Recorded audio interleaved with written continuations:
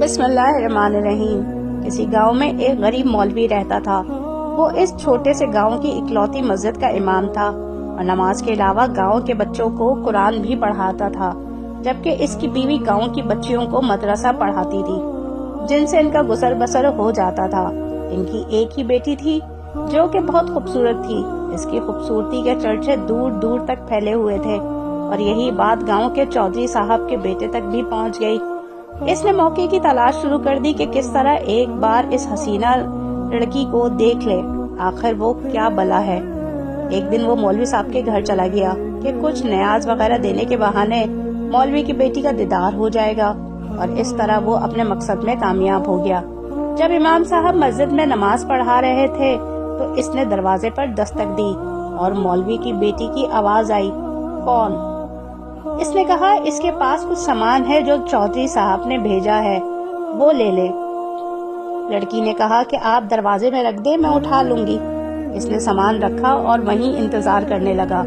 جب لڑکی نے سمجھا کہ سامان رکھنے والا چلا گیا ہے تو اس نے سامان اٹھانے کے لیے دروازہ کھولا تو اس لڑکے نے اسے دیکھ لیا۔ دیکھا ہی نہیں بلکہ اس پر عاشق ہو گیا اور وہیں اپنا دل دے بیٹھا۔ لڑکا گھر آیا اور ضد پکڑ لی کہ اس نے شادی کرنی ہے تو مولوی کی بیٹی سے ہی کرنی ہے۔ چودھری صاحب اس رشتے کے حق میں نہیں تھے۔ انہوں نے بیٹے سے کہا کہ میں جا کر مولوی صاحب سے بات کرتا ہوں۔ چودھری صاحب آئے اور مولوی سے کہا کہ میرا بیٹا شراب پیتا ہے، جوا کھیلتا ہے اور ہر برائی ہے اس میں اپنے بیٹے کے لیے آپ کی بیٹی کا رشتہ مانگنے آیا ہوں۔ اگر آپ انکار کریں گے تو میں ہنسی خوشی چلا جاؤں گا۔ یہ نہ سوچنا کہ میری ناراضگی آپ کی زندگی میں کوئی خلل ڈالے گی۔ اب ظاہر سی بات ہے مولوی صاحب نے انکار ہی کرنا تھا۔ چودھری صاحب گھر گئے اور بیٹے سے کہا کہ مولوی صاحب نے انکار کر دیا ہے اور اب دوبارہ کبھی اس گلی میں نہ گزرنا۔ لیکن لڑکے کو بہت غصہ آیا کہ اتنی دولت، عزت اور شہرت کے باوجود مولوی نے یہ رشتہ کیسے ٹھکرا دیا۔ میں ضرور انتقام لوں گا، اور اس نے دل میں انتقام کی ٹھان لی۔ ادھر مولوی صاحب کی بیٹی بیمار ہو گئی اور اسے پیٹ میں درد شروع ہو گیا۔ پہلے تو وہ گھریلو ٹوٹکوں سے علاج کرتے رہے، لیکن جب بیٹی کے پیٹ کا پھولنا شروع ہوا تو وہ گاؤں کے واحد حکیم کے پاس چلے گئے۔ اس وقت الٹرا ساؤنڈ وغیرہ اور جدید آلات تو تھے نہیں، لہٰذا حکیم صاحب نے بچی کی نبض چیک کی، پیٹ درد کی شدت کا جانچتے ہوئے بتایا کہ آپ کی بیٹی حاملہ ہے۔ مولوی کے گھر میں تو جیسے کہرام مچ گیا، ایک قیامت آن پڑی۔ مولوی نے بیٹی کو مارا پیٹا کہ کس کے ساتھ منہ کالا کروائی ہے، کس کا بچہ ہے تیرے پیٹ میں۔ ایک دو بار اسے قتل بھی کرنا چاہا لیکن بیچ میں ماں آ گئی۔ اسے یقین تھا کہ اس کی بیٹی بے گناہ ہے۔ وہاں ان کی بیٹی بھی اس امتحان پر اللہ سے امید لگا کر بیٹھ گئی کہ اب کوئی معجزہ ہی اسے نہ کردہ گناہ سے نکال سکتا ہے۔ ادھر چودھری کے بیٹے نے جب 2-3 بار مولوی کو بیٹی کے ہمراہ حکیم کے پاس جاتے دیکھا تو حکیم کے پاس چلا گیا۔ تھوڑی سی رقم ادا کی تو حکیم نے ساری بات اگل دی۔ چودھری کا بیٹا واپس آیا اور گاؤں کے میراثی کو کچھ رقم دے کر سارے گاؤں میں اعلان کروا دیا کہ مولوی کی بیٹی بغیر نکاح کے حاملہ ہو گئی ہے۔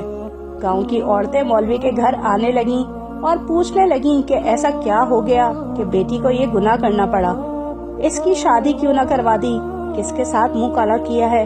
غرض جتنے منہ اتنی باتیں۔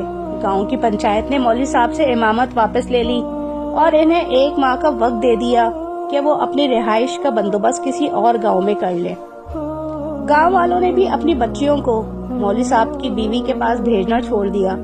ہر طرف سے مولوی صاحب پریشانیوں میں گھیرے جا چکے تھے، انہیں کوئی راستہ نہیں دکھائی دے رہا تھا۔ ایک دن وہ پریشانی کے عالم میں بیٹھے تھے کہ دروازے پر دستک ہوئی۔ جا کر دروازہ کھولا تو سامنے خوبرو نوجوان کھڑا تھا۔ اندر آنے کی اجازت طلب کی تو مولوی صاحب پریشانی کے عالم میں کچھ سوچنے لگے۔ لڑکا سمجھ گیا اور مولوی صاحب سے کہا کہ پریشان مت ہوئے، اور اس نے اپنا تعارف کروایا کہ میں آپ کا شاگرد، بچپن میں آپ سے قرآن پڑھا ہے، فلاں شخص کا بیٹا ہوں اور برابر والے گاؤں سے آیا ہوں۔ مولوی صاحب نے پہچان لیا اور اسے اندر لے آئے۔ اس نے اپنے آنے کا مقصد بتاتے ہوئے کہا کہ اسے معلوم ہوا ہے کہ آپ کی بیٹی کے ساتھ یہ ماجرا پیش آیا ہے۔ مزید بتایا کہ وہ شہر سے حکمت کا کورس مکمل کر کے آیا ہے اور گاؤں میں حکمت خانہ بنانے کا ارادہ رکھتا ہے، لیکن آتے ہی اسے اس بات کا علم ہوا تو اسے یقین نہیں آیا کہ یہ واقعہ سچ ہے اور وہ اس کا راز معلوم کرنے پہنچ گیا۔ مولوی صاحب کو بھی کچھ امید سی نظر آنے لگی۔ اس لڑکے نے مولوی صاحب کی بیٹی کی نبض دیکھی، کچھ تفصیلات پوچھی اور پھر کچھ سوچتے ہوئے مولوی صاحب سے ایک بکرے اور ایک کتے کا بندوبست کرنے کو کہا، جبکہ لڑکی کو دن کا کھانا کھانے سے منع کیا اور بھوکا رہنے کو کہا۔ اس کی بات پر عمل کرنا پڑا۔ مولوی صاحب اور کرتے بھی کیا، ڈوبتے کو تنکے کا سہارا۔ رات تک سارا بندوبست کر دیا۔ لڑکے یعنی حکیم نے گاؤں کی کچھ معزز عورتوں کو بھی بلوا لیا اور ان سے بکرے کا گوشت پکانے کو کہا۔ جب گوشت پک چکا تو اس لڑکے نے لڑکی سے کہا کہ پیٹ بھر کر گوشت کھائے۔ لڑکی بھی صبح سے بھوکی تھی، جی بھر کر گوشت کھایا۔ جب لڑکی نے گوشت کھا لیا تو اس وقت تک محلے کے کچھ مزید لوگ بھی مولوی کے گھر کے باہر جمع ہونا شروع ہو گئے کہ یہ کیا ماجرا چل رہا ہے۔ اس لڑکے نے مولوی صاحب کی بیٹی کو بلوایا اور دوسرے کمرے میں لے گیا جہاں اس نے پہلے سے کتا ذبح کر کے رکھا ہوا تھا۔ اس لڑکی کو بتایا کہ جو گوشت اس نے کھایا ہے وہ اسی کتے کا گوشت تھا۔ بس پھر کیا تھا، لڑکی نے الٹیاں شروع کر دی اور جب کچھ کھایا تھا سب باہر آنے لگا۔ کچھ ہی دیر میں اس کے پیٹ سے الٹی کے ذریعے ایک مینڈک بھی باہر نکل آیا، جسے سب محلے والوں نے اپنی آنکھوں سے دیکھا۔ جیسے ہی مینڈک باہر نکلا لڑکی کو کچھ سکون سا محسوس ہونے لگا تو وہ لڑکا کہنے لگا کہ اس لڑکی نے کسی ندی یا دریا کا پانی پیا تھا۔ اس وقت چھوٹا سا مینڈک کا بچہ اس کے حلق کے ذریعے پیٹ تک جا پہنچا۔ جب وہ مینڈک کا بچہ بڑا ہوا تو اسے تکلیف شروع ہو گئی اور انفیکشن کی وجہ سے پیٹ بھی پھولنا شروع ہو گیا۔ گاؤں کے سب لوگ اس لڑکے کی ذہانت اور حکمت دیکھ چکے تھے اور اس لڑکی کی پاک دامنی بھی سب پر واضح ہو گئی تھی۔ مولوی صاحب نے اس لڑکے کے اصرار پر اپنی بیٹی کا نکاح اس نوجوان سے کر دیا اور یوں وہ ہنسی خوشی اپنی زندگی بسر کرنے لگے۔